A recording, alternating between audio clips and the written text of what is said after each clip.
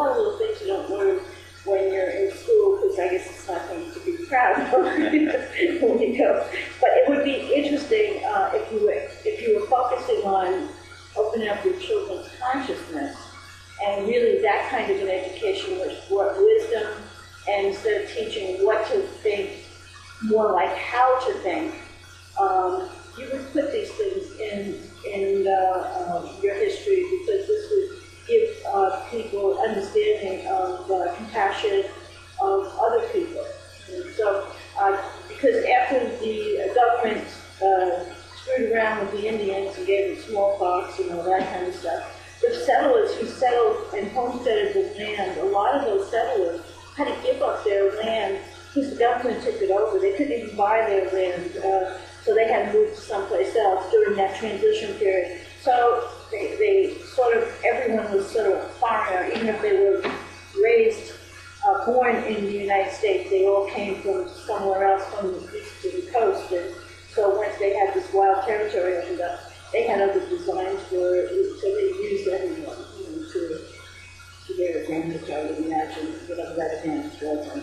And are we talking about like the bankers and the world elite from back then, stealing all the land from the Indians? Right. And that's probably where it comes from, because money, if you know, money is power, and the people who are enforcing all these rules, which was the army and all that, getting on horseback, driving people on their land, burning down their houses or their tents, or shooting them down.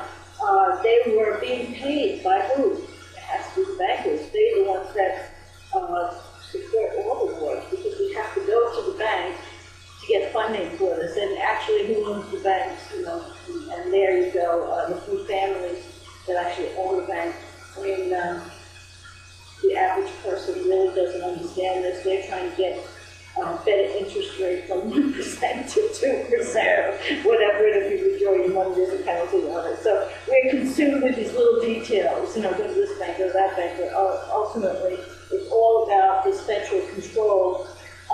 During the Depression, I think it was 1930, right around that time when they were rebuilding they set up the Federal Reserve, and the Federal Reserve was just set up so that they could keep track of the money that was going out both ways, because we were going to pay for it. This was not a free handout. And then they set up the IRS to make sure they got the money. So there's where the taxes and all that comes from. So Jordan Maxwell explains it really nice, talking about you're sort of a corporation and not an individual person. We're not on yet, Steve. We're just talking before it starts. Really? Oh, no, we are on. We're live. Yeah. Oh, what did you say? Oh, no. We're broadcasting right now, recording all this great stuff. Well, join us whenever you're ready, Dee. But yeah, it's like there's the players, and we're the players. We're really the pawns. And, that's the pieces, but above the pieces, of the people getting played, you have the people at the top of the pyramid, the higher ups, that are really pulling all the strings and giving you the illusion of the two sides, like the left and the right, Democrat, Republican. It's all one, it's all the same agenda. Like Jesse Ventura puts it, it's like WWF, it's like the World Federation of Wrestling. It's no different. It's just, it's all staged. It is all a game. It's all about, creating money, bottom line from that. What's going on, Dee? Great to see you. But I guess something we can do, we're 18 minutes into the first video. We're making 30-minute shows, by the way, here on Blog TV. I could get into a Maxwell clip unless you wanted to cover anything else prior. Get into the clip. We're going to show you the first clip from Jordan Maxwell. Let me pull this up for you.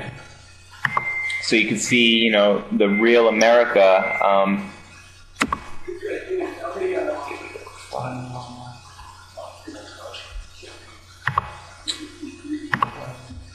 Here we go. So they call it a hostile corporate. We call it World War I. So the corporation called United States was able to overthrow the existing corporate order in Europe, but it cost a lot of money. They had to build a lot of tanks, jeeps, pay a lot of people, and the corporation, well, they were successful. They did what they wanted to do, but they went broke doing it. And so when they went broke doing it, and then the bankers pulled their money out in 29, we had something called a stock market crash. Because the corporation spent so much money, they went broke. The international bankers said, well, if you're broke, then you come and meet them. You don't get broke. And so what you have is collateral. You got any collateral that you can put up for me to loan you the money? And the corporation called United States, the British corporation called United States, said, yes, we have the stock. We'll give you stock in the company. You are the stock in the corporation.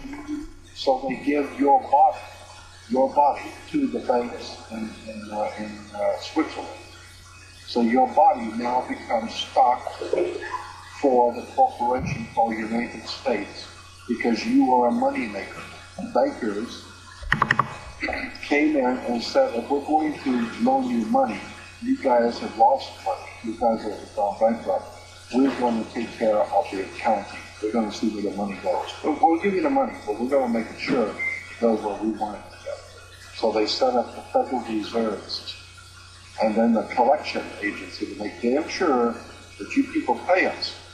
We're going to set up and keep a record of how much you owe us in business each week. We're going to call it the Federal Reserve. And to make sure that your stock, all the chumps out there in America working, make sure the stock pays us, and you'll make sure they pay us. Don't just tell me you're going to pay. I'm going to make sure they're going to pay. So we will set up a collection agency. Our own personal collection agency is called the Internal Revenue.